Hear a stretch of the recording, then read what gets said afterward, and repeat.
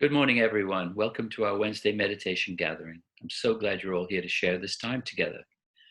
Meditation gathers energy and strength when we meditate together. This week, we have Nick Arandes, who will lead us in meditation, and then we have 20 minutes of silence. After that, we'll open it up for sharing, and we end at approximately 10:45. Over to you, Nick. Okay, good morning, everybody. Today we're gonna start a meditation first with some things that either maybe Teresa or Dan or is going to read from the course. So do you have the things that I tell you? Just getting ready while I'm just go ahead and tell them a little bit.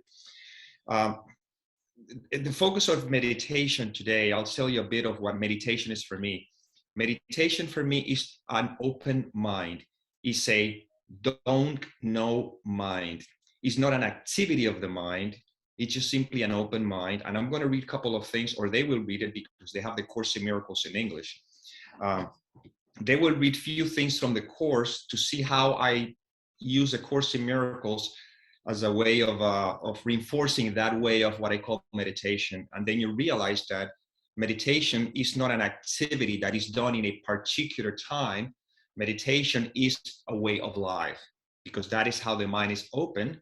And I can say that many people ask me, how do I know if I am listening to the Holy Spirit? And I said, when you get out of the way and try to stop listening to the Holy Spirit, you are already open, and everything is an expression of the Holy Spirit through you. And so, Teresa, when you're ready, let me know, and you can begin to read the first one on chapter 8.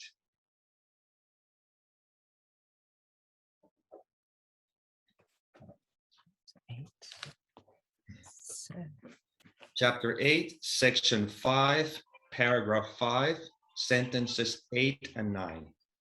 Okay, so chapter 8, section 5, paragraph 5, 8 and 9.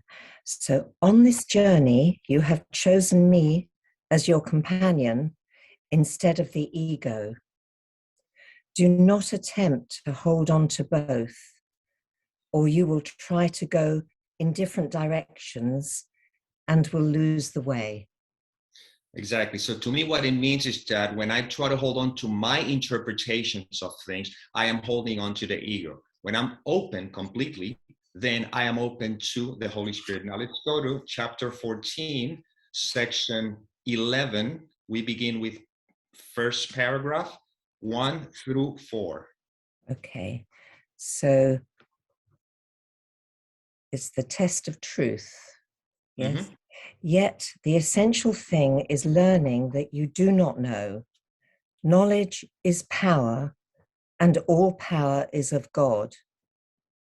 You who have tried to keep power for yourself have lost it. You still have the power, but you have interposed so much between it and your awareness of it that you cannot use it. Exactly. What is all the obstacles you have placed upon your power, whatever you think you know? Just that simple. Whenever I go into the mind thinking that I know, I have overlooked the power in which I am already, the power that I am. And then go to paragraph number 6, you read that whole paragraph, and then I'll go into the meditation. Okay. Do not be concerned about how you can learn a lesson so completely different from everything that you have taught yourself. How could you know? Your part is very simple. You need only recognize that everything you learned, you do not want. Ask to be taught, and do not use your experiences to confirm what you have learned. When your peace is threatened or disturbed in any way, say to yourself, I do not know what anything, including this, means, and so I do not know how to respond to it, and I will not use my own past learning as the light to guide me now. By this refusal to attempt to teach yourself what you do not know, the guide whom God has given you will speak to you. He will make his rightful place in your awareness the instant you abandon it and offer it to him. Okay, if you read the first sentence on that again, just to make a quick point. Do not be concerned about how you can learn a lesson so completely different from everything that you have taught yourself. Okay, observe that it did not say a difficult lesson. It just said completely different, you see? So we're going to go into the meditation right now so you can see how I see meditation, which is a way of living such a way that the mind is open. And as a result of that, I am always listening to the Holy Spirit, because again, I'm not conceptualizing anything. I'm just going back to the I do not know mind. And the don't know mind is the mind that knows, put it this way. So if you want to close your eyes, if that's how you feel comfortable, it's not necessary. I'm just going to do it because to me, it's just make it simple for me to just be. And I'll guide you through it. And you take a deep breath and relax into it.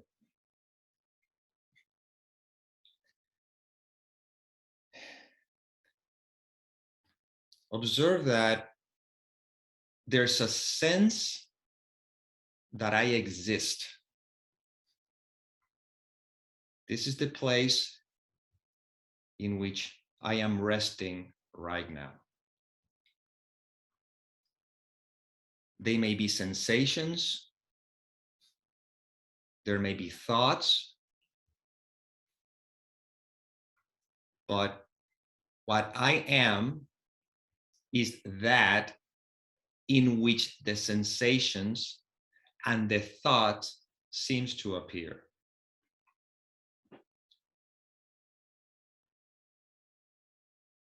Let the thoughts be just as any sensations. That is an open mind. Thoughts will always be. If I do not attach any meaning to anything, I am in a state of perpetual meditation.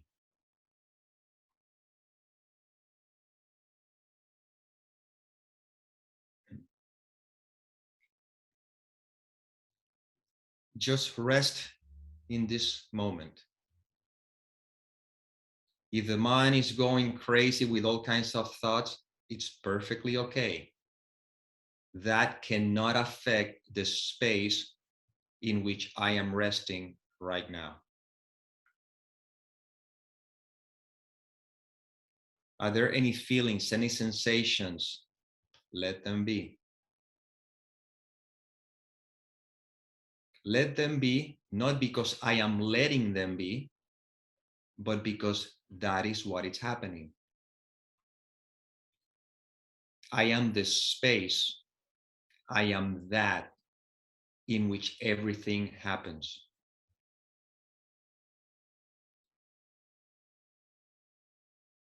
I can be walking down the streets and I can see or perceive all sorts of things. They are no different. They're no different than any thoughts that I have right now with my eyes closed. It's all the same thing. I am resting in the I am. Observe that I'm not trying to control the mind. Trying to control my thoughts would be the same thing as trying to control the universe. If I don't want this thought, it's like saying, I don't want that red car who just went through the light. I don't want that person in the backyard. I don't want the things in the world to be the way they are. That is resistance to what is.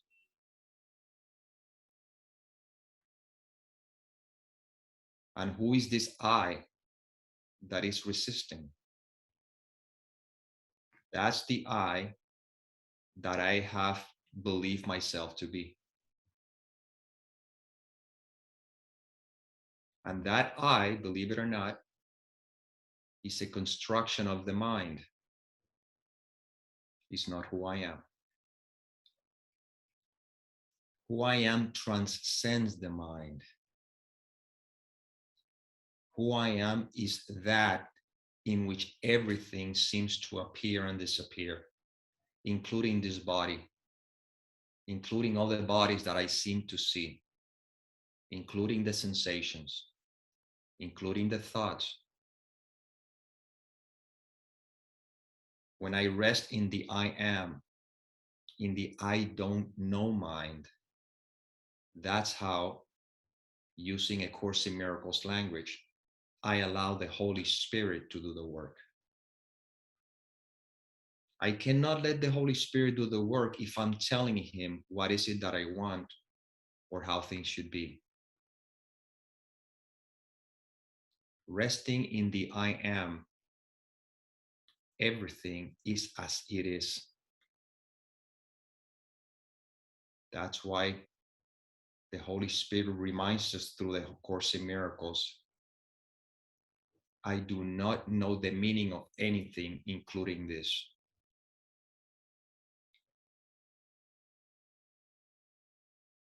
That is how I rest in a state of meditation from the very moment that I open the eyes in the morning to the moment that I close my eyes at night. Because living in a state of acceptance is living in a state of love. Love doesn't say, I want these thoughts and I don't want these ones. Love doesn't say, I don't want these feelings, I want.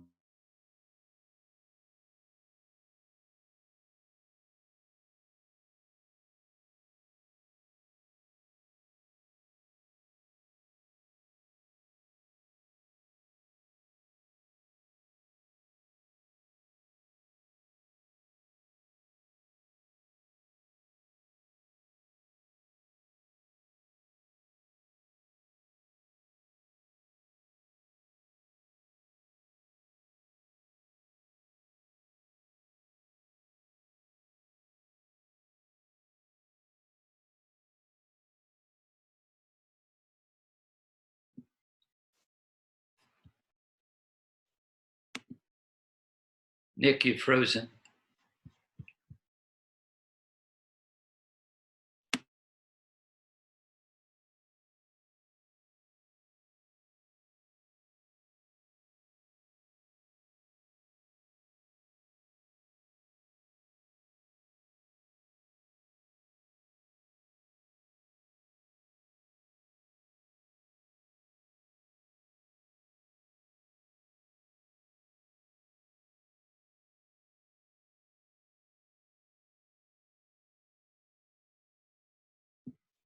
Okay, not sure what happened to Nick, but let's go into our 20-minute meditation, and he can join us when his Wi-Fi is back again.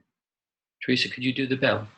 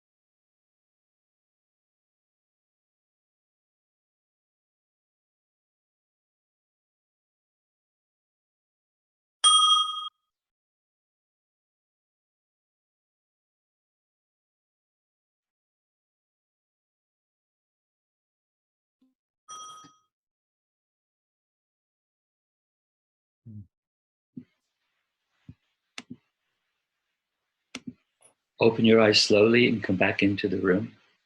We have about 18 minutes left for sharing your reflections and your questions. If you'd like to speak, raise your hand or use the reactions button at the bottom of the screen, and I'll read it out. And I invite you to take yourself off of mute. If you'd like to ask Nick a question or a comment with confidentiality, put your message in the chat function at the bottom of the screen, and I'll read it out.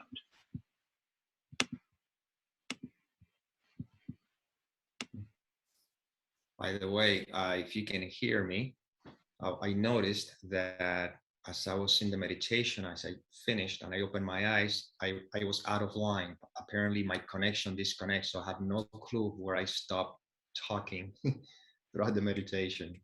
So.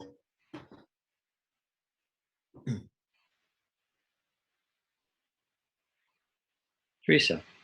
Yeah, well, I was in the meditation with you there, Nick, so I didn't realize your connection had gone off. So it was all perfect. And I just loved the readings that you chose, the sentences. You know, I hadn't, they meant more by reading those parts out. So thank you for choosing that.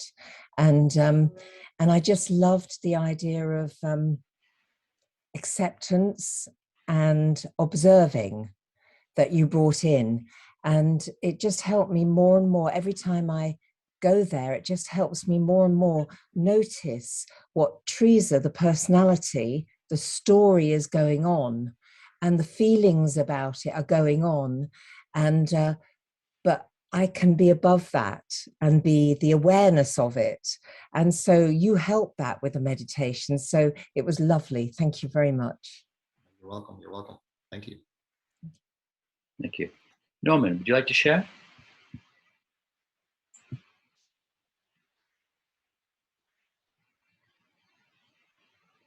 You're on, there you go. Okay. You have to get close, we can't hear you. Oh, is that any better? A little bit. It's still quite soft. Yeah. The light has come on now around the edges.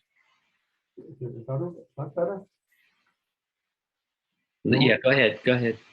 Yeah, it was just when I was starting that meditation, as was mentioned, my own sort of thoughts were trying to interfere with it and ask what was going on. So I finally twigged and just sat there quietly. And just an awareness of a high frequency which my ears can't hear, but it was unobtrusive. And a friend of mine sent me a picture of a robin coming to land in his hand, and its wings were way, way out. You could see every feather in a remarkable photograph. Beautiful, the body of a beautiful robin, and one wing in one way and the other one wide, and just coming into land, and I'd never seen anything like it. And that picture came into my mind, and also sort of symbolically speaking, that the robin was me, and I was being supported by the Holy Spirit on one side and Jesus on the other side. And I just sort of stayed like that for a long time. And then being Judy, I thought, well, maybe there's more. And I just sat quietly again, and I got a very distant view, and I couldn't make it out.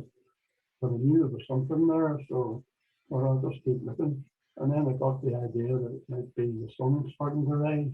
You could see sort of shadows of what were maybe trees or something. You couldn't identify anything. And then I thought, it's the sunrise, but it hasn't, the sun hasn't actually come up yet.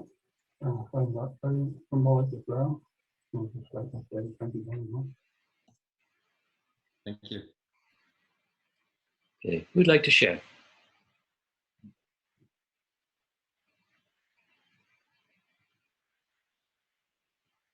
Linda, take yourself off of mute. Thank you, Nick. I loved your introduction. The same, when Teresa said, I thought, yeah, that's that was love, just perfect.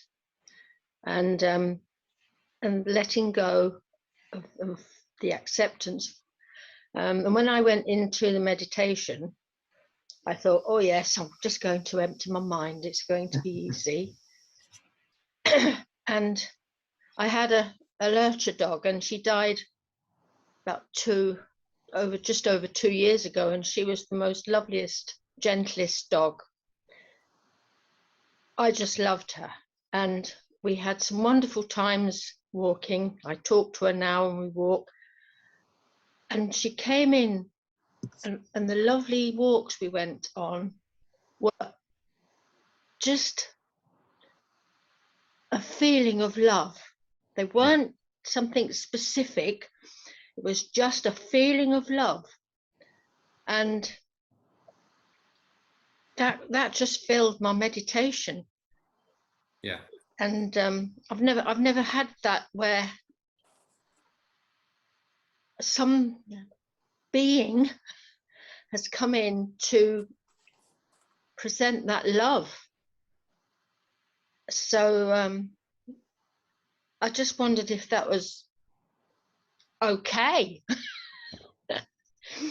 Yeah, I just needed to ask you. I haven't had that experience before, where that experience of a being has brought that love.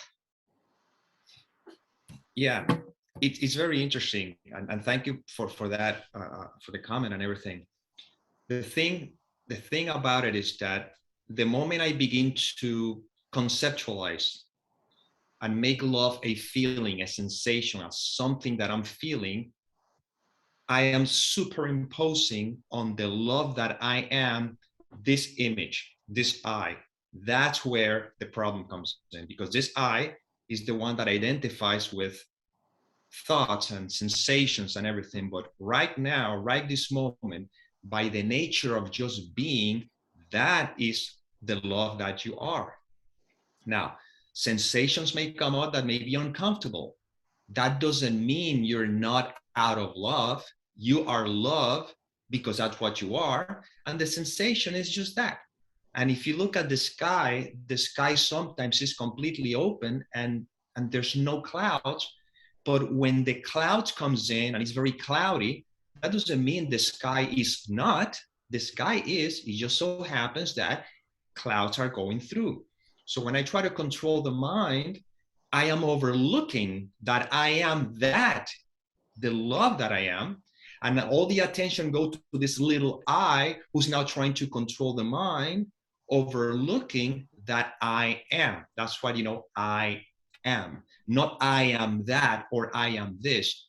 And the I amness is in the space when we are resting right this moment while these words are being said, because I am. And that's the love that words points to. That's why Course in Miracles very clearly states, this course can lead you to knowledge, but that is beyond the scope of what this course can teach, because this is not something that the human being can understand, because or the mind, because the mind is the obstacle itself. You're already resting. You cannot not be. It's impossible.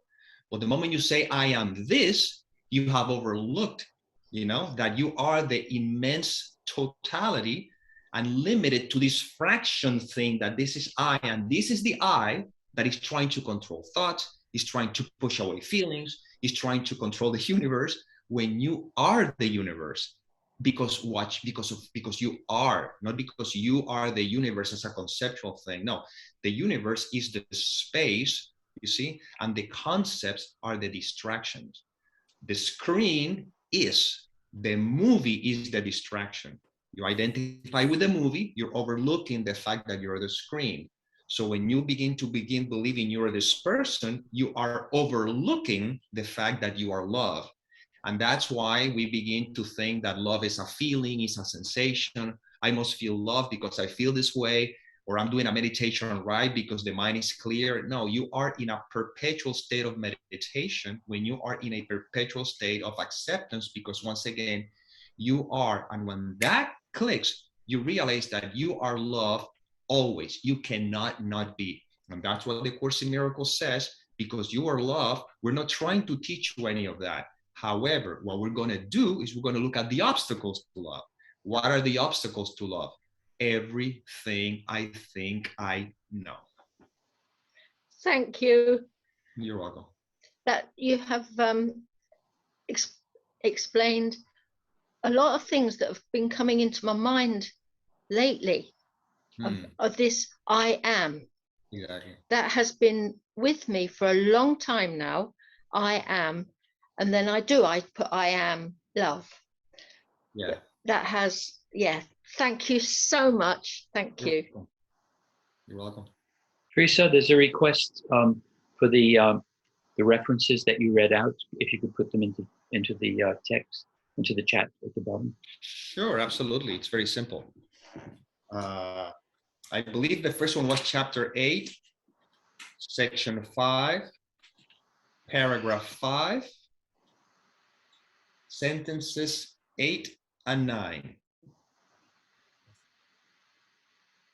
The second one was chapter 14, section 11, first paragraph, 1 through 4, and then paragraph number 6. Having said that, however, section 11 is beautiful. Well, you should read the whole thing. It's just beautiful, you know. Great. It brings you back to the I don't know mind. It's just, that's basically it. That's great. Thank you. You're welcome. Yeah. Who'd like to share?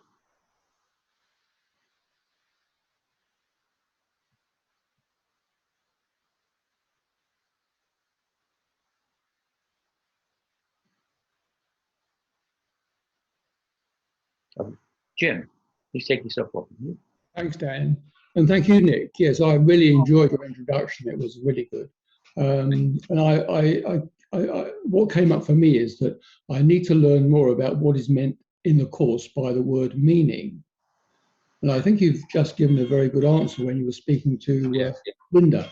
You said, I wrote it down, everything I think I know.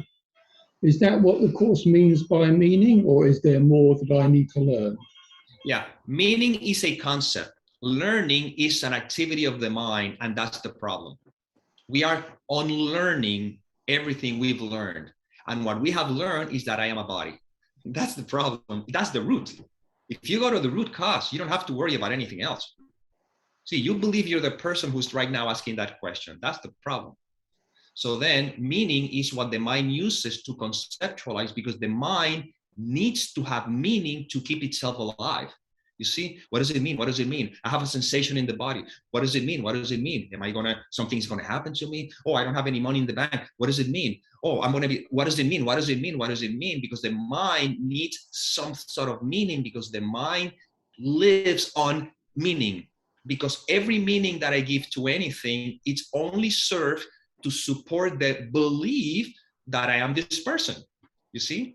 So it's really funny, because I'm careful when I use these words, because people seem to get concerned about it. But in India, they said you have to learn to die while you're alive, meaning that, you know, just being, right now you're being, you cannot not be. But the mind begins to conceptualize things and give meaning to things. If you withdraw the meaning from everything, you rest in that state of peace, because every single thing that worrisome, troublesome, concern, whatever, is just a meaning that I'm giving to something in function to who I think I am. So right now, if you're open, you're listening to these words, right? These are words, they mean nothing. They're just words. But with an open mind, the Holy Spirit uses those words to lead you to that space in which you are right now resting in. But the mind begins to say, oh, what does it mean? And in that moment, you engage the mind, you're in trouble, you see? So, and people say, but how can I live in the world without giving meaning to anything? Oh, it's very simple. The way you have lived up to this point, you know, the only difference is that you see how you naturally find yourself doing things, saying things that need to be said, because that's what the spontaneous action, that spontaneous, it happens spontaneously. But the mind is just, again, this place is observing, you know, and that's basically it. So just don't conceptualize, just observe, and trust me, you will know what to do, and you know how to talk to your family, you'll know how to pick up the phone, you'll know how to do everything you do. But with a mind that is just simply observing, when you find concern, worry, fear, when you use fear, which is basically the word that accomplishes everything, when you feel fearful, it's just because you have gone to the mind, you gave it a meaning to something, and then you go back, step back, go back to chapter 14. When your peace is disturbed in any way, shape, or form, I do not know the meaning of anything, including this. I do not know how to respond to it, and I will not allow the past to be the light that guide me now. See, the past is all the concepts you have stored in the mind. And that's how little by little the Holy Spirit says, I'll handle the thing. You don't have to worry about it. You keep doing your job. You keep living your life. That's fine. Just get out of your mind, you know, and that's how now you're open. And then you just observe life happening, you know, and that's it. That's all there is to it. That's wonderful, Nick. Thank you very much. You're welcome. Okay, we've come to the top of the hour. Thank you all for being here, and thank you, Nick. That was wonderful. You're glad. Thank you very much. Thank you all. Please take yourself off of mute and show your appreciation to Nick. Thank you, Nick. Thank you, Thank you. Nick. Thank you. Thank you very much indeed. Thank you. Wonderful. Fantastic as usual. Tthank you. Thank you. You're welcome. Thank you. Great. Thank you.